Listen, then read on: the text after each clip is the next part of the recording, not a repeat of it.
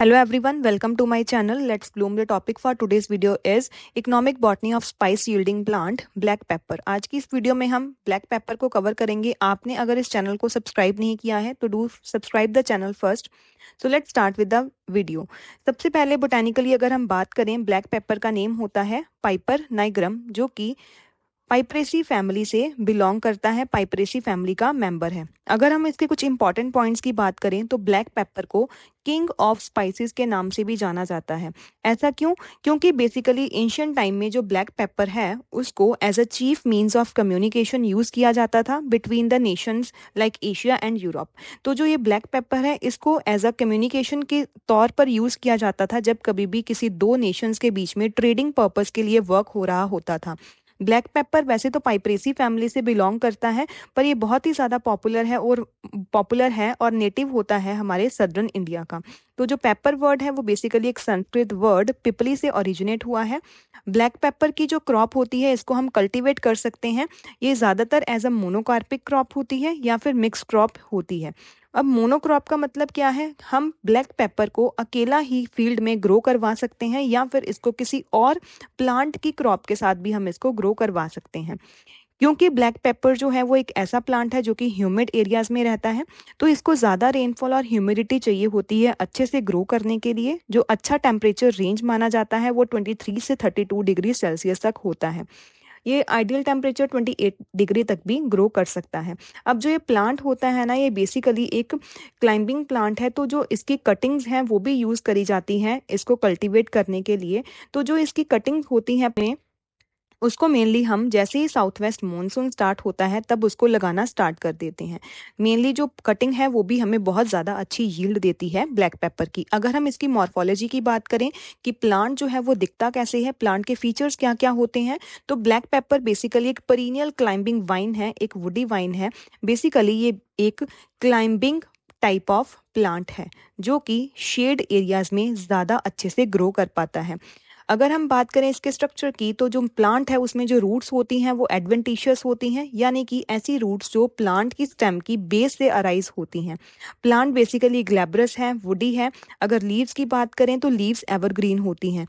Next इनके structure में एक इम्पॉर्टेंट फीचर आता है कि इस प्लांट में डायमॉर्फिक ब्रांचिंग होती है. डायमॉर्फिक ब्रांचिंग को समझने की कोशिश करते हैं. तो ये प्लांट है, इसकी एक सीधी इरेक्ट ब्रांच होती है जिसको ऑर्थोट्रॉपिक ब्रांच के नाम से जाना जाता है.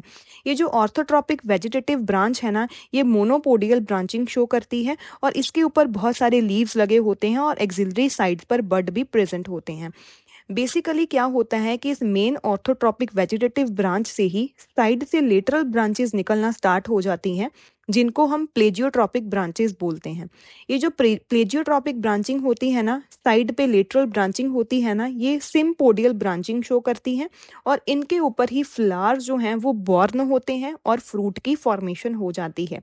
तो इनको हम फ्रूटिंग ब्रांचेस के नाम से भी जानते हैं.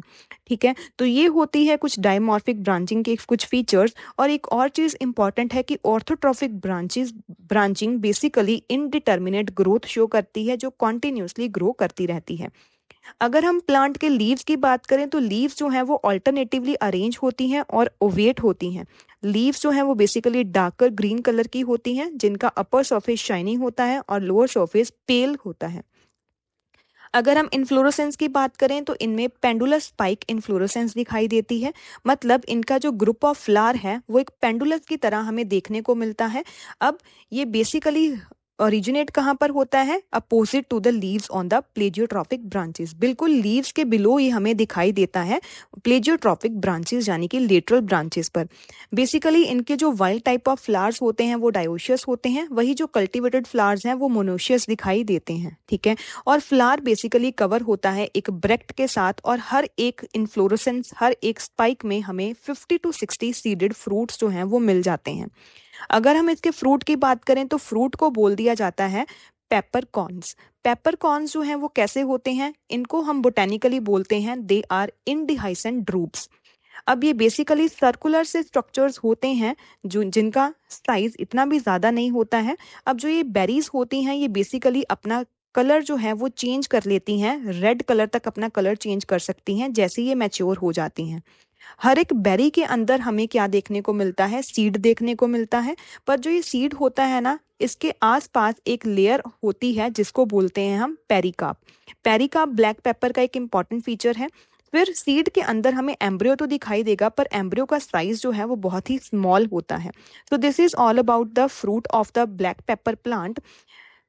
नेक्स्ट मूव करते हैं हार्वेस्टिंग की तरफ। ब्लैक पेपर को अराउंड 7 to 8 मंथ चाहिए होते हैं अच्छे से ग्रो करने के लिए। इंडिया में जो ये क्रॉप है वो दिसंबर टू जनवरी में हार्वेस्ट कर ली जाती है। ठीक है, अब पता कैसे लगेगा कि क्रॉप को कब हार्वेस्ट करना है? बेसिकली जब कभी भी जो ब्लैक पेपर की इन्फ्लोरोसेंस है उसमें जो फ्रूट्स हैं, जब उनका कलर थोड़ा सा चेंज होने लगता है, कलर जो है वो येलो टर्न करने लगता है, तो हमें समझ जाना चाहिए कि इसको अभी हमने हार्वेस्ट कर लेना है।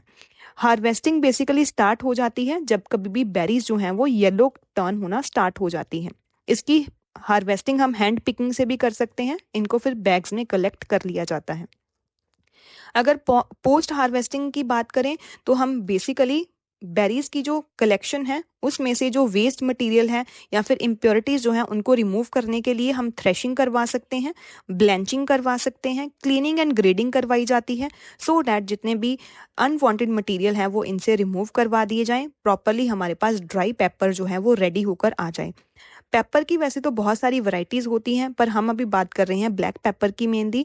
इसकी और वैरायटीज हैं जैसे कि white paper, green pepper, red pepper corns. ठीक है, तो ये कुछ वैरायटीज हैं किसकी, पेपर की ऑल्सो। अगर हम इसके फाइटोकेमिकल्स की बात करें कि इकोनॉमिकली इनकी वैल्यू क्या है, तो ये ब्लैक पेपर जो है इसका हमें एक पर्टिकुलर जो स्मेल आती है, अरोमा आता है, वो होता है इनमें प्रेजेंस एसेंशियल ऑयल की वजह से, जो कि वॉलेटाइल ऑयल्स होते हैं। ये जो असेंशियल ऑयल्स होते हैं इन ये जो असेंशियल ऑयल्स होते हैं ये रिस्पॉन्सिबल होते हैं इनके अरोमा के लिए। ब्लैक पेपर में जो फाइटोकेमिकल्स होते हैं वो मेनली होते हैं पाइपरिन, जो कि एक एल्कलॉइड है, जो कि फ्रूट में देखने को मिलता है। बाकी एल्कलॉइड भी इसमें होते हैं पर उनकी अमाउंट थोड़ी कम होती है, जैसे कि कैविसिन, पाइपराइटिन एंड पाइपरिडिन। तो ये थी ब्लैक पेपर के मॉर्फोलॉजी की बात, उनके कुछ की पॉइंट्स, इंपॉर्टेंट फीचर्स की बात और उनकी हार्वेस्टिंग की बात।